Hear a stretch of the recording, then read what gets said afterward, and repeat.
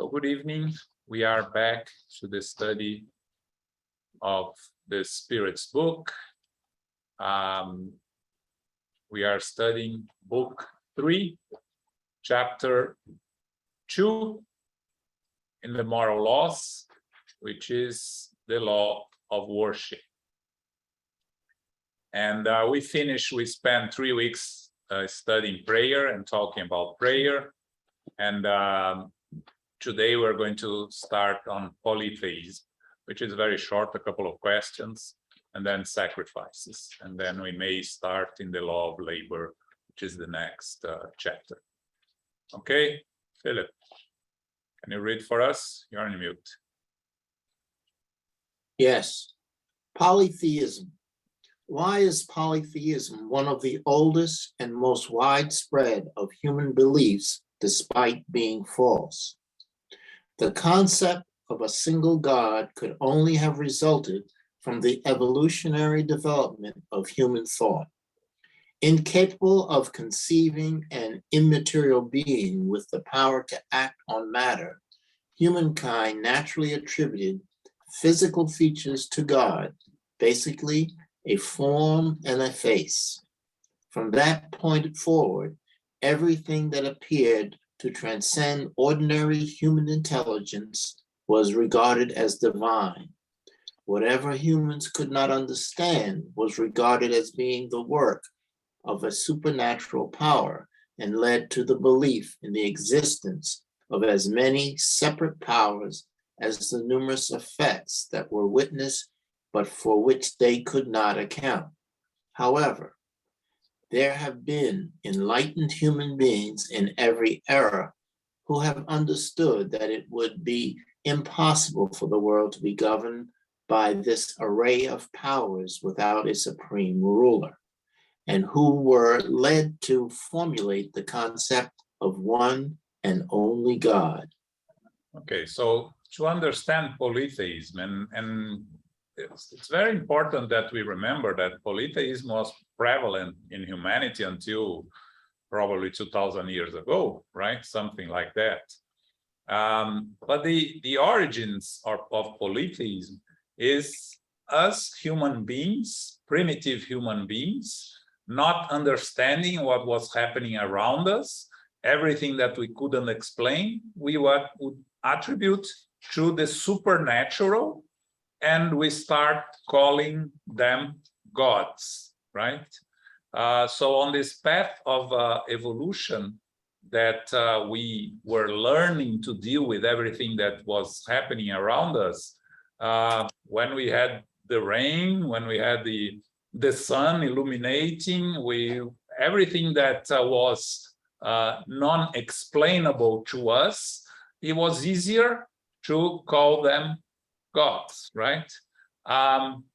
Then later, we start attributing gods to each of the material things that we were involved. Wars, hunting, so you had the god of war, god of hunting, the god of sun, the moon had a god. So our understanding of the after, beyond the material life or the physical life, was an idea of the supernatural, and we start calling all of them gods. But I was watching a lecture, very interesting discussion today, that talked a little bit about polytheism. It was completely different, but then it touched the subject of polytheism. And if we pay attention to the Greek gods, right, which is later, you have one main god, and then the others are sub-gods, right? You have Zeus, which is the main god, the creator, and then the other gods are the executors. So it's not different from God and the spirits, right? Exactly. The superior spirits working directly with God. Of course, the Greeks and the ancients, because they needed to bring them closer to them, because they couldn't go higher, they would have to give them human attributes. So jealousy, Zeus had, I don't know how many wives. And so we were making them closer to us in a sense, as a way to deal with them in a yeah, exactly, anthropomorphosis, yes. So the idea of a creator as one creator, of course, the Jewish had this since the very beginning of the dissemination of the Jewish traditions. It is, in a sense, we always had this notion of one God. We just couldn't put into in right words and rationalize it, in a sense, because when you talk about the Greeks, why did they have one boss god and the others that would follow the main god? It's the idea of one god in the end. The Egyptians had very similar, the gods in the Egyptians were very similar. They had one main god and a lot of other sub-gods, right? It's just words, right? So what you're saying is that conflict is kind of archetypal, like they would say archetypal in that world, like Yes, exactly, archetypal. archetypal. Yeah. So, according to our evolution, we are getting more comfortable with the ideas of the spiritual world, beings there in the spiritual world that they are not God, but it took a while. And until today, of course, you go to the different religions, you'll find them using saints, using other spiritual deities, right, that are not specifically God. The Eastern religions, I think the Hinduism has not one God, but still have several gods, right? But they also have one main creator. But one main creator, right? Yeah. Yeah. Also, it's archetypal, like you said. Yeah. It's pretty. It's It's archetypal. which in the end the Christians kind of copy, right? Because you have the Trinity in Christianity also, right? God, the Holy Spirit, and Jesus and the Holy Spirit, right? So you see that in the end we end up copying each other and building on what others had. The difference when you have Jesus coming and being born amongst the Hebrews, it was because what Jesus was bringing was easier to come to be born amongst those that already believed in one God. So that is the reason Jesus was born among the Jews, right? Because he brought something, a further concept of God being the Father. If you haven't thought about it, and I hadn't, and I heard recently, Jesus was the first one to call God Father. Before Jesus, you didn't have anyone calling God Father. So Jesus brought the notion of God being the Father in the sense of being a good father that took care of each one of us. So all these concepts that Jesus brought, he had to bring it in people that believed in one God. If he was born in the middle of the Romans, in the Roman Empire, he couldn't spread his message. He would get completely lost or disregarded, right? So he had to bring, of course, being a perfect spirit, he knew exactly where he had to be born. But for us to analyze this progress from polytheism to one God, it's that transition that came with Jesus, because at that time only the Jews, the Hebrews, believed in one God, and then Jesus made the transformation and spread to the Gentiles until 300 years later, Rome embraced Christianity and made it almost 400 years later, made it the official religion, right? So accepted in 320, more or less, made it official around 380, 60 years later. That was Constantine. Constantine was the one that stopped the persecutions and embraced Christianity, but didn't make the Christianity the official religion. Oh, no. The official religion was made 60 years later, like 380, and I don't remember exactly who did that. As a religion of the state. A religion of the state, yes. The state became a Christian state, yes. Yeah. And something I learned in my trip recently, that the first country that became Christian, the country itself adopted Christianity as the official religion, was Armenia. Armenia? Armenia, No. yes. And I found that because in Jerusalem, the old Jerusalem is divided in 4 sects, right? The Muslims, the Christians, the Jewish, and the Armenian. And I went there and I asked, why the Armenian? Exactly. And then the guy told me, because they were the first country that made Christianity the official religion. So when they made Christianity the official religion, they already sent people to Jerusalem. And so they had settlers from the Armenia in Jerusalem in the very beginning of Christianity. That's why you have the Armenians there, which I thought it was very interesting. Okay. Okay. Any questions?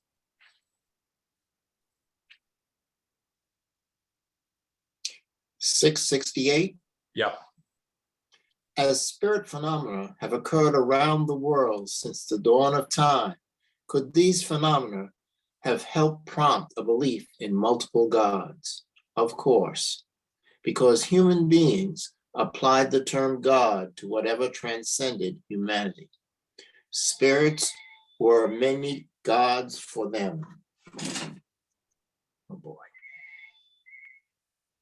Whenever individual humans set themselves apart from others by their actions, their genius, or a mysterious power beyond the understanding of their fellow humans, they were made into gods and were worshipped as such after their deaths. In ancient times, the word God had a variety of meanings. It did not represent the master of nature as it does today, but was a generic term applied to all beings that appeared to transcend ordinary human beings. As spirit manifestations reveal the existence of intangible beings acting as one of the elementary powers of nature, they called them gods, just as we call them spirits. This is merely a question of words, with the difference being that they built temples and altars out of ignorance and gave offerings that became highly lucrative for those whose interests were served. For us, spirits are more or less advanced creatures that have shed their human envelope. If we carefully study the different features of pagan deities, we can easily recognize those of the spirits today at every level of spirit hierarchy, their physical state in superior worlds, the role assumed by them in human life, and the various properties of the perispirit. In shining this divine light on our world, Christianity has taught us to only adore the sole object for which this esteem is due. It could not destroy an element of nature and the belief in the existence of spiritual beings around us that has been preserved under different names. These manifestations have never stopped, but they have been interpreted diversely and often exploited under the shroud of mystery, hiding their true nature. While religion has regarded these spirit communications as miraculous, skeptics have labeled them as fraudulent. Spiritism is free from the superstition that has distorted the perception of these phenomena for ages. Therefore, through scientific investigation and serious study, it can now reveal one of the most sublime and important principles of nature. Thanks. So, what we mentioned before, right? The spirits manifesting, it has existed throughout all times. We always say that mediumship started when we had the first human incarnated and the first spirit, discarnated spirit there, right? So you had the communications, maybe not ostensive in the beginning, but then you have ostensive communications since the ancient times, right? It's reported throughout the history of all civilizations. A lot of them in hidden studies, because most of the religions have their hidden deep studies of spirituality, right? Like the Jewish have the Kabbalah, like the Muslims have the, forgot the name, they have also. Kind of esoteric. Yes, they do have an esoteric studies. Yeah, I don't remember the name now. And so what we were doing was calling them gods. They were really just spirits, right? The communications received from the gods were communications received by the spirits. When we go to ancient Greece and you have the Delphus oracle, right, which was the communications through the Pythonese, it was the communications from God, right? That a God that will tell us if we were going to, what was going to happen to our lives, or find the same thing that we go looking for psychics today. They would go to the Delphus oracle to look for the same answers, right? If we're going to get married, we're going to get a better job, if we're going to find money, all the same things. They called God. We know that they were just spirits there communicating, right? As we evolve and we start giving more correct names for the different types of deities, as we call, or spirits, then we started to move away from this. But you see how Christianity needed to carry the notion of sub-gods and created the saints. What are the saints? It's a continuation of our necessity of having several gods. Intermediary, yes, between God and us. So we created as Christians the saints, right? Other religions have, you know, when the Protestants came, they came rebelling against the notion of the saints, so they eliminated the saints. But this is 500 years ago, right? Yeah. So as we getting closer and closer to science and the rational interpretation of everything that happens around us, we start being more open to question these old ideas that we had, these old notions that we had of the spiritual world, and we start to get more comfortable with using different interpretations. But in the end, it's an evolutionary path, right? There's no abrupt rupture between on the evolutionary path. It's just adjustments to the old beliefs carried into the new beliefs and making changes to adapt to our necessities as human beings, right? You take the religious holidays of the Christians, they are all feasts of the Roman Empire that they adapted. So Christmas is one of them. Yes. A pagan feast. A pagan feast, yeah. Yes. So a lot of these are, yes, because as you make these transitions, we need to understand that we as humans, we are very set in our ways. We are not open to big changes. Small changes happens all the time, but big changes, someone coming and breaking with the past completely, it's difficult for the majority. So to attract the majority, the Romans, when they moved to Christianity, they adopted some of the pagan traditions and some of the pagan festivities, because you take the festivity that they all used to go, you put a sacred name into it, and continue to have the festivities. So it makes more appealing to the masses, and that's how you move slowly, right? So everything that happens in a process of slow evolution and small changes. That's how you can keep most of the people connected to the changes and willing to change, right? When you have sudden big changes, you risk having wars, you risk having destructions that it's not really what we want, humankind wants most of the time. You know what struck my fancy here?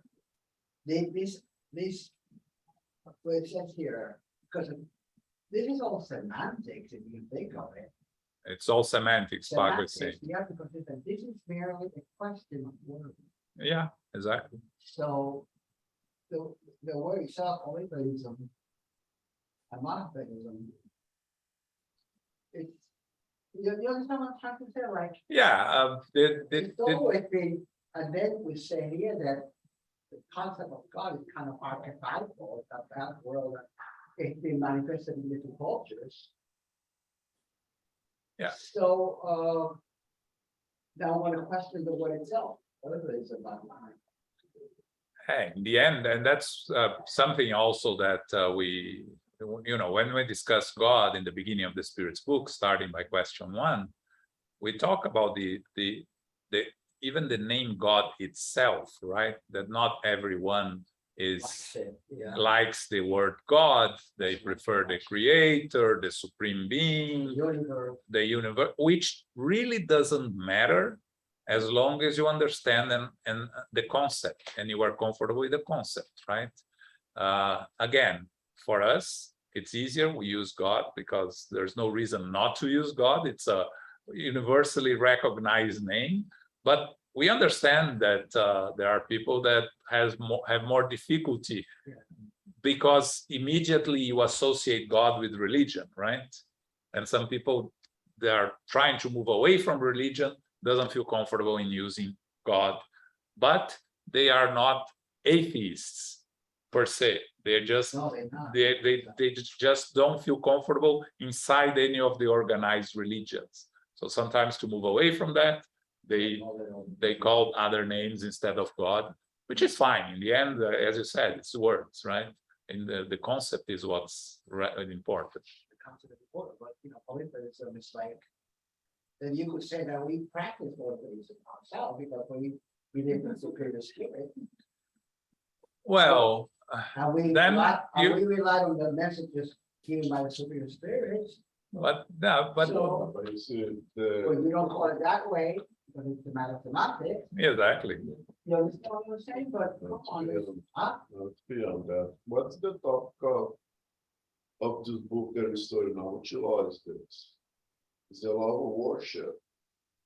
So the attention has been taken here that in the matters of worship, there is one and only God. Oh, okay. I got you that. Yeah. You're not going to worship not only Jesus. You're not going to worship the spirit. Okay.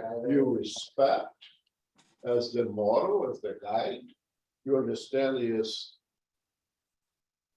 absolute purity or perfection, but in terms of worship, we worship the one and only God. And to go back to what we are discussing here.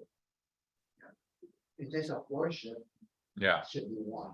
Yeah. But I think to your point, it depends on what people are ready to change in terms of their beliefs and their traditions. So there might be people that still worship saints, but because they still have the influence of Polytheism and so on. But you see, for instance, I think Divaldo mentions in his biography that he goes to a community in Central America, and so he sees a spirit that looks exactly like a god, and they worship him, calling him hurricane or something. But to them, that's the god that deals with them, and that's their relation. And the spirits they respect that and use that, so they can work and then let them have their course of evolution. It's a matter of where people are in their evolutional state. Yeah. Absolutely, yes.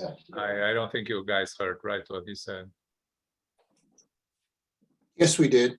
You did? Oh, good. So our microphone is working. Great. We change, huh? Good. Yeah, it's very important. Yeah, what you said is very important. Depending on our level of evolution, we as spirits, we are not, many of us are still not comfortable with the idea of God because it's so abstract that we need to bring it to the physical concept, right? And that's where you find these adorations of statues, and that's why most of the religions still have the physical objects, right? The candles and the crucifix, because you need something palpable for you tangible for you to worship, right? We don't need any of that. We discussed that a lot in Spiritism. But again, if that's what people need for it, as long as you are using it for to help you elevate your thoughts, elevate your vibrations. We talk about prayers the past 3 weeks. If it helps, fine. Yeah. The problem is when you become attached to it, that without it you cannot worship. Then it becomes a little bit, and that's what happens in less advanced spirits, right? Because they become attached to these icons, and they have to have the icon in order to pray, otherwise they cannot pray. Or they have to go to the temple or the church because outside of it there is no sacred.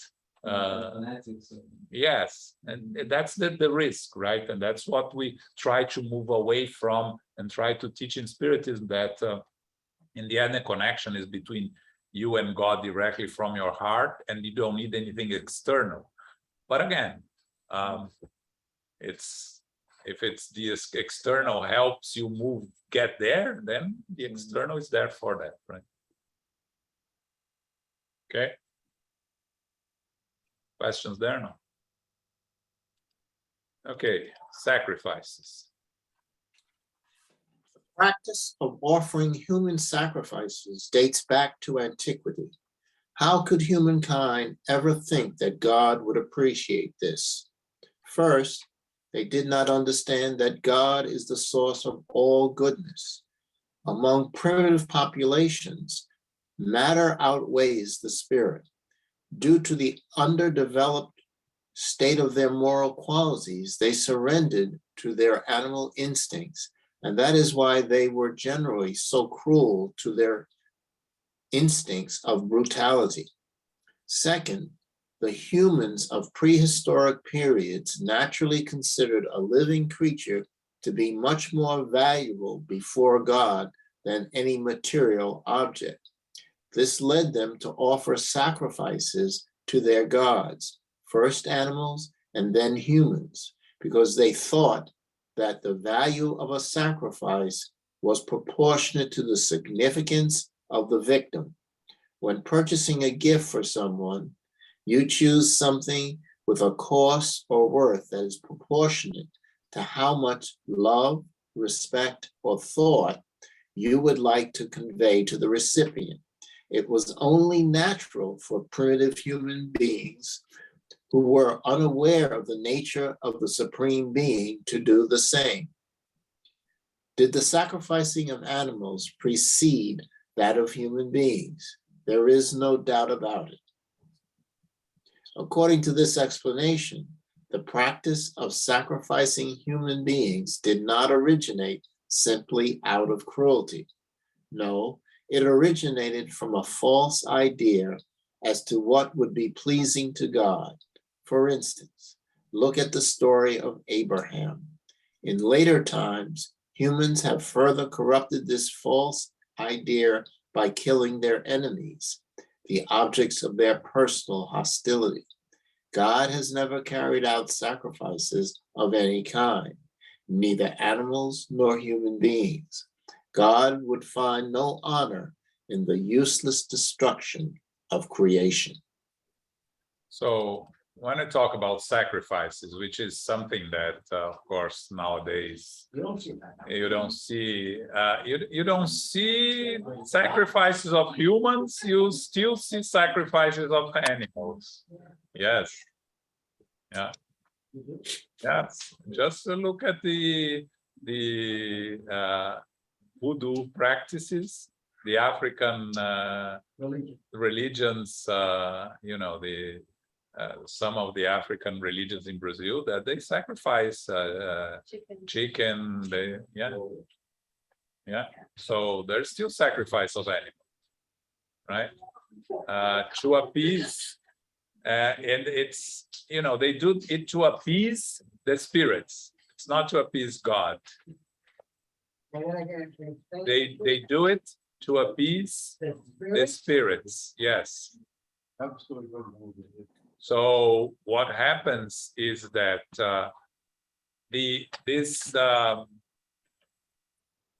both voodoo and the African related religions in Brazil, they deal with less evolved spirits, and the spirits that sometimes are angry, are vindictive. So in order to appease the spirits, angry, vindictive, in order to appease the spirits, they think they have to sacrifice animals, right? Now, going back to the origin of this, which is the question, right? We used to offer sacrifices to God since antiquity, right? If you read the Old Testament, you see the idea of a God that is vengeful, a God that is even mean, right? Mean, Yeah. So how do you appease a God that is mean, that is vengeful? You do sacrifices, right? You offer presents, right? How do you appease a boss that is angry, that is a nasty boss? You treat him well, you give him presents, or her presents, you treat them, you know, in a way. Or an angry teacher, you bring an apple. You bring an apple to an angry teacher, right? So you see, this notion is very easy for us now, right? So you go back to the time that we believe there was an angry God above us, or angry gods, right? So the goddess, which was a goddess of hunting, right? I think it was Diana, right? You know, or Artemis in Greek and Diana in Rome. How do you please Artemis or Diana? You sacrifice an animal. She's the goddess of hunting, right? Right? You, like they say here very well, when you're purchasing a gift for someone, you choose something with a cost or worth that is proportional how much love, respect, or thought you would like to convey to the recipient. We do this nowadays, right? You go to give a present to a friend, according to the importance that friend has to you, the different value of the present you're going to buy. So this is the heating. No, it's not a spirit. Yeah, the heating that always starts with the. I don't know if you just got it wrong, but what about his Christ? Did he sacrifice? Like everyone's like Cordeiro de Deus. Why do they say that Cordeiro de Deus tirar like? Oh, but it was God's lamb that redeemed the world from. You know that. Yeah, it also comes from the Jewish tradition that in the scenario, they offer animals as sacrifices. So it is believed that Jesus was sacrificed to save us all. So the Lamb of God is Jesus, right? Now, the story comes from Abraham, okay? And I was going to mention that because you see here, for instance, look at the story of Abraham. Abraham was asked by God to sacrifice his son, Isaac. Yes, as a test of his faith to God. Okay. In reality, it was not really sacrifice, but that's how it's been told throughout history, right? So Abraham takes his son Isaac to the top of a mountain and then prepare the sacrifice. Isaac, you have to think that Abraham was 100 and something years old, and Isaac was like 30 something years old. So it's difficult to imagine that 100 and something years old can make a 30 something years old be an object of sacrifice, but that's besides the point. That's besides the point. But what happened there, where we get to the lamb, is when Abraham is ready to sacrifice Isaac, he builds the fire and everything. Then God's voice comes to him and says, "You proved your worth. You don't need to sacrifice your son. You can sacrifice the lamb." And there is a lamb behind them. When they look back, there is a lamb there that was not there before. So they sacrifice the lamb in the place of Isaac. That's where it becomes the lamb from. Oh, okay. Yes. Okay. That's the history of Abraham. Again, if you go deeply in understanding the Jewish tradition, he could not have sacrificed his son because it's against the Jewish law to kill anyone. So he could not have killed his son. So the story is not exactly that. He was put to task. He was taking his son there as it was not a sacrifice in terms of killing, but in different terms. Is that in the Old Testament, that story? The story is in Old Testament, but if you read the Old Testament, you're going to see that Abraham was asked to sacrifice his son. Okay, so it's there. It's there, yes. But when you study a little bit, you go a little bit deeper into the understanding of Judaism, that Álvaro talks about it, our friend Álvaro Mordecai talks about it. There is a different explanation of the whole story, which is not exactly a sacrifice. Okay, but again, going back to sacrifice, right? So we started sacrificing animals to please the gods. And because the gods were not pleased, in a sense, right? Because whatever was happening continued happening. You know, the thunderstorms, the hurricanes, or whatever was happening, losing, you know, the crop didn't work again. So, well, the gods are not pleased with the sacrifice of animals. We need something more personal, you know. So we need to sacrifice each other to please the gods, right? That's how we moved from animals to humans. And then from there to sacrifice our enemies is easy, right? If we have to kill a human, why not kill an enemy instead of killing someone that is part of the community, right? That's how we move. We were always at war, right? And that's how we started sacrificing the enemies, right? And if you continue, why we burn witches? Why Joan of Arc was burned at stake, right? It's not called sacrifice, but it's the same concept, right?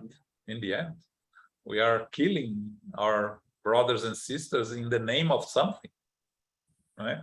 So we move from sacrifice to God to vengeance, to cruelty, right? So in the end, if you go back to the beginning, we were less guilty of the sacrifices we did to the gods when we were primitives because we didn't know better. And that's how, you know, we thought we were going to to find some relief for our struggles was sacrificing animals and then humans, then those that are killing, those that think differently, those that have different opinions, that what we did in the Crusades, the Inquisition, and today with the fanatics that kill those that think different than them in terms of religions or other problems that we have with humankind. So there is evolution, because at least the majority of the world condemns this type of sacrifices or killings or everything, but we're still struggling to learn and to evolve and to overcome this desire to kill animals or humans. I don't think the guys in the audience are hearing the noise that we have here outside, right? Oh, yeah, it doesn't affect you guys directly, it affects only us here. Yeah, we have a lot of noise here in the hallways tonight. Okay, questions, comments?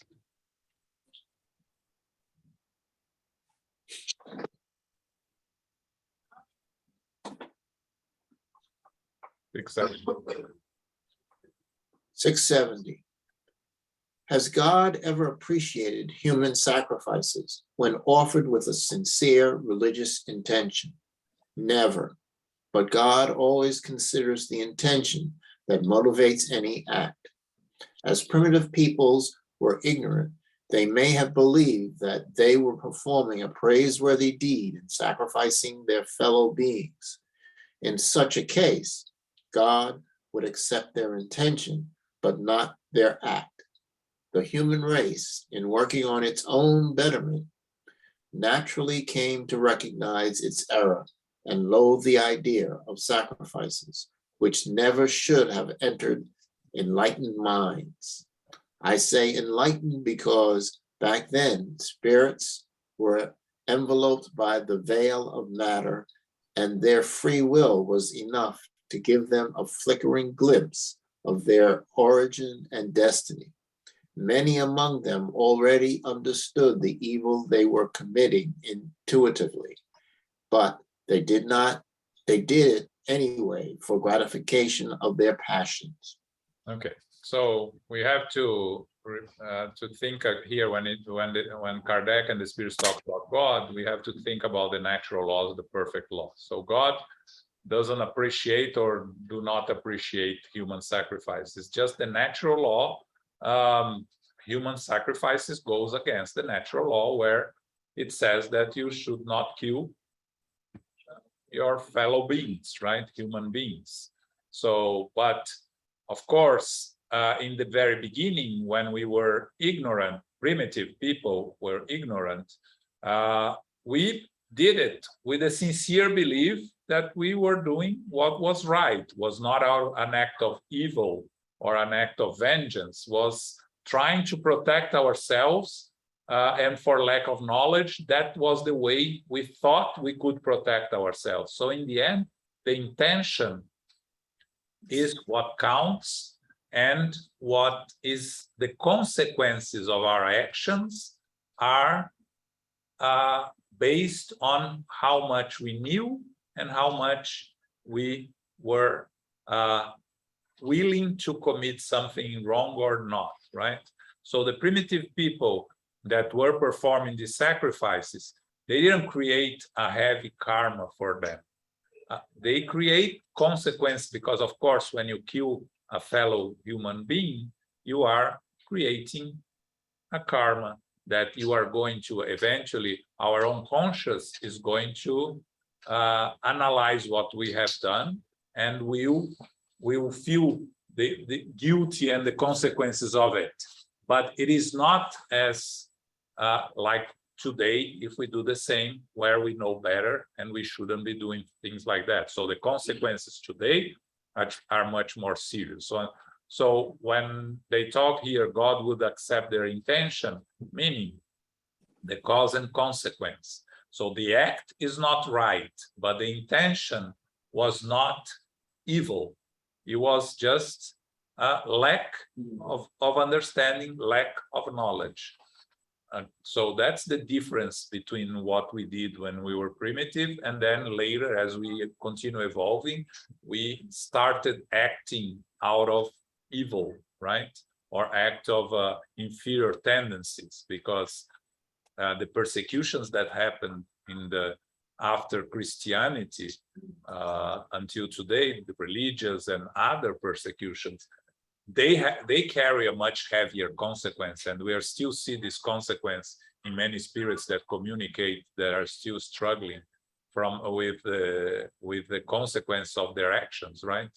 Being persecuted, persecuting. We have that every Mondays on our meetings here. We have spirits that have been doing this for a long time, and they're still stuck in their in both sides of it, right?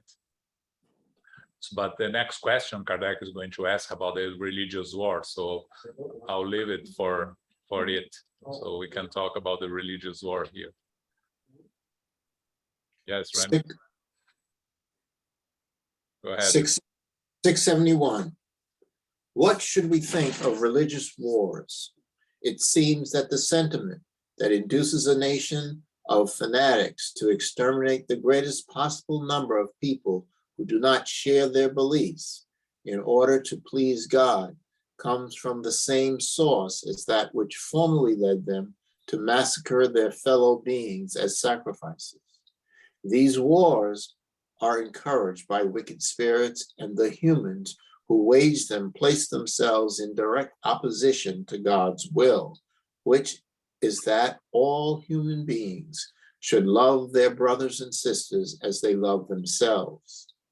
All religions, or rather all people, worship the same God regardless of the name they use. Why then would one attempt to exterminate the other simply because they believe in different religions, or because one has not yet reached the same degree of enlightenment as that of the aggressor? People may be excused for not believing in the word of the one who was animated by the Spirit of God and sent by God, especially since they have not seen him and have not witnessed the divine acts. In any event, how can you honestly hope that they would heed his message of peace when you try to force it upon them with violence?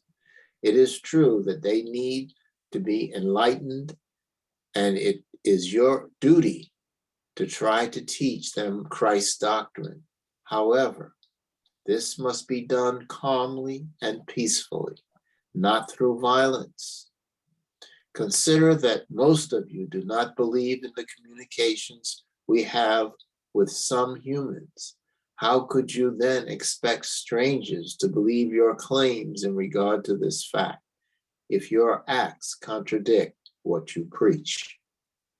So when I talk about religious wars, it's clear that goes in direct opposition of the natural law, of God's law, which is that we all should love our brothers and sisters as we love ourselves. And that doesn't discriminate against any. It's all brothers and sisters, regardless of their beliefs or lack of beliefs. When we are persecuting others because they think different than us, we are going against the natural laws, and we are creating serious consequences for ourselves. We have the possibility and the knowledge not to go into this type of persecutions. Nowadays, we have no excuses. We may have better excuses 1,000 years ago, when our knowledge was limited to our own village and everything that was outside was foreign to us, and we would go to the church once a week and hear what the priest said, and we had no other source of learning. We didn't know how to read or write. So if the priest told us that everyone that didn't believe in our religion was an atheist or pagan that needed to be converted forcefully or exterminated. That's what we believed at that time.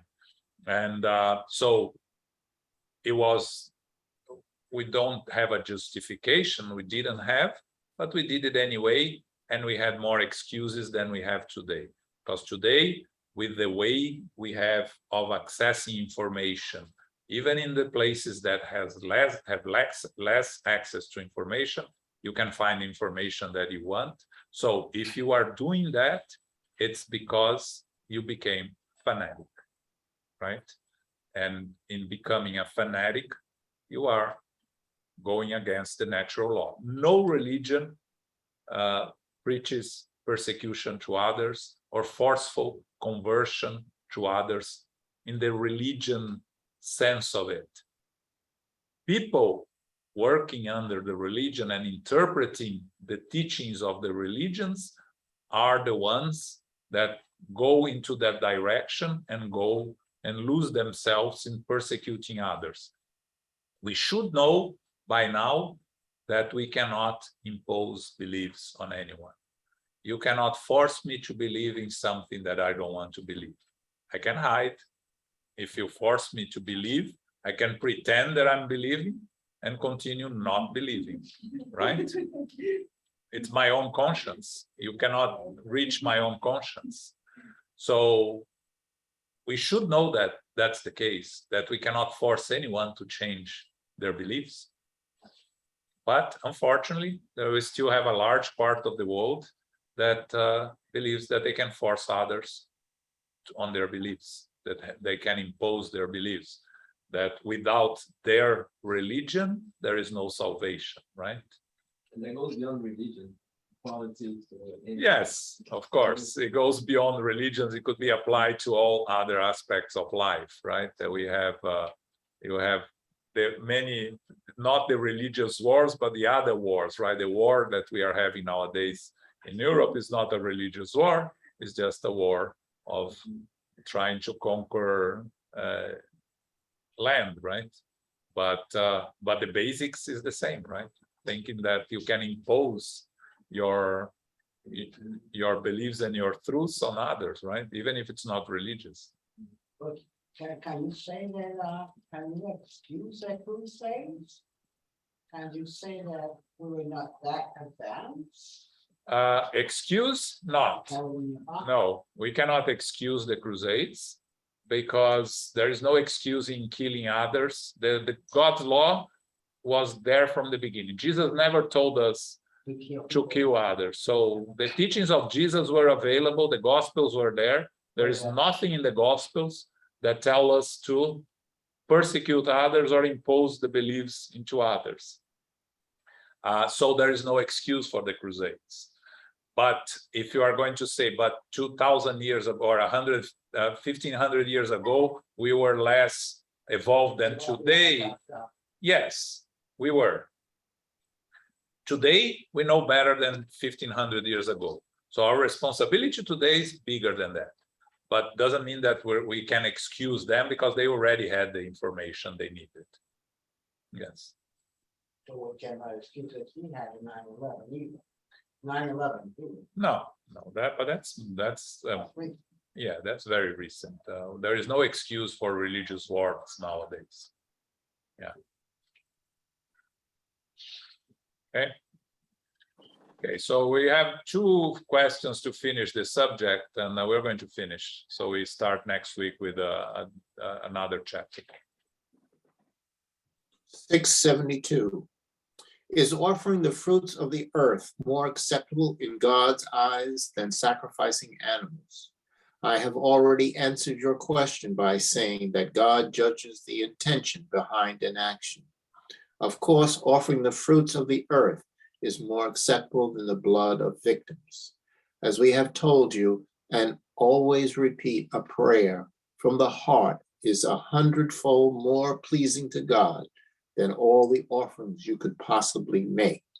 The intention is everything, while the fact is nothing. Next. Go read next, Philip. So continuation. Could these offerings be made more pleasing to God by using them to assist those who are poor and lack the necessities of life? In that case, couldn't the sacrificing of animals be considered commendable when accomplished for a useful purpose, have been more meritorious than an abusive sacrifice that served no useful end and benefit only those who lacked for nothing? Is there not something truly virtuous in setting aside the fruits of all that God has given us for the poor? God always blesses those who do good. To help the poor and those who are suffering is the best way to honor God. I do not mean to say that God disapproves of the ceremonies you use when you pray. However, a good deal of the money spent on these events can be better spent.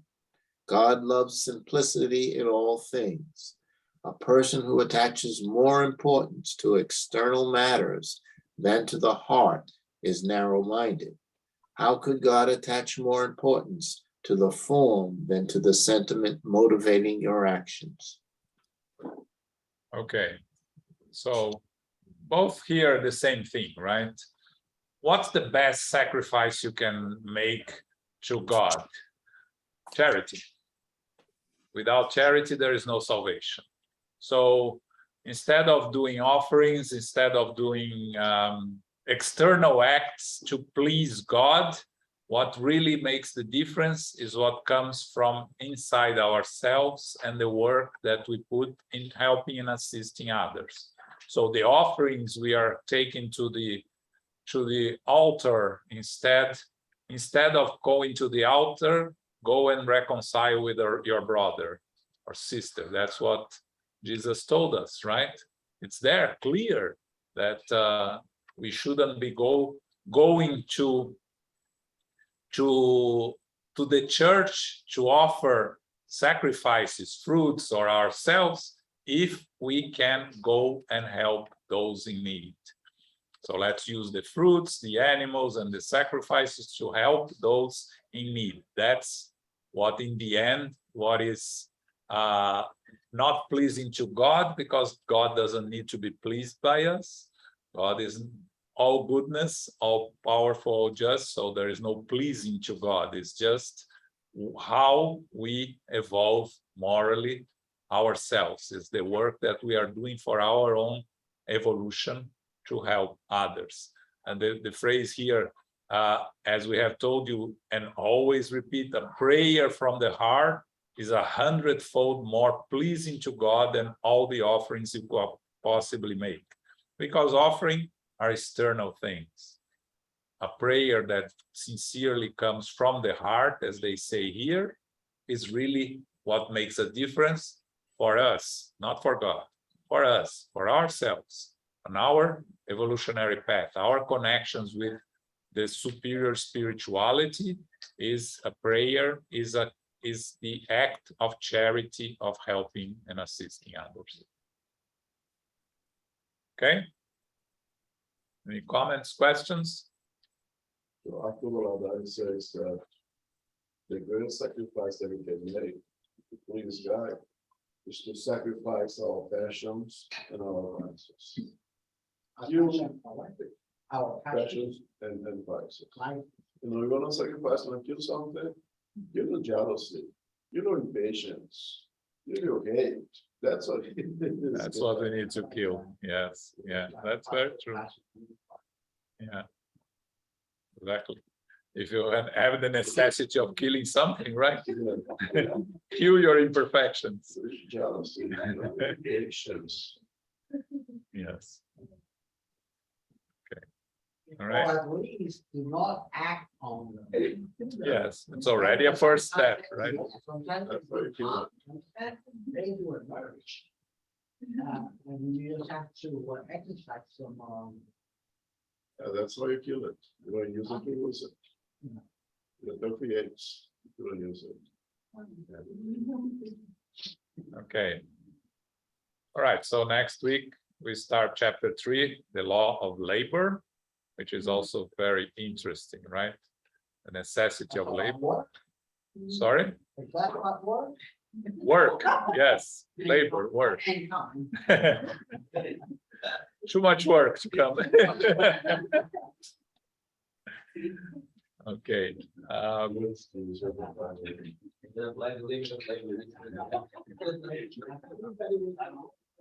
So so this weekend, the United States Spiritist Federation lecture comes back, right, on a Saturday at 11 a.m. And we are going to have Hosanna, what's her name? Hosanna de Rosa, talking about charity, transformative action. We just spoke about charity. Let's watch the lecture to hear her talking about charity. In 2 weeks' time, we have the symposium in Houston. That's on November 5th. If someone at the Rice University in Houston, we are going to be there. If anyone wants to join us for the first time being together after this pandemic, you're more than welcome. Otherwise, you can watch it online. We're going to have everything online, okay?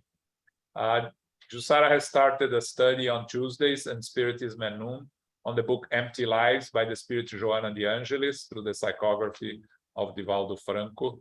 So that's Tuesdays at noon. And this Sunday, which is the 4th Sunday of the month, we are going to have our Q&A session. Please bring your questions, bring your doubts. Book club next Wednesday, 7 p.m., chapter 8 of 50 Years Later. Okay? We ask Carol now to do our final praise. Sure. Thank you, John.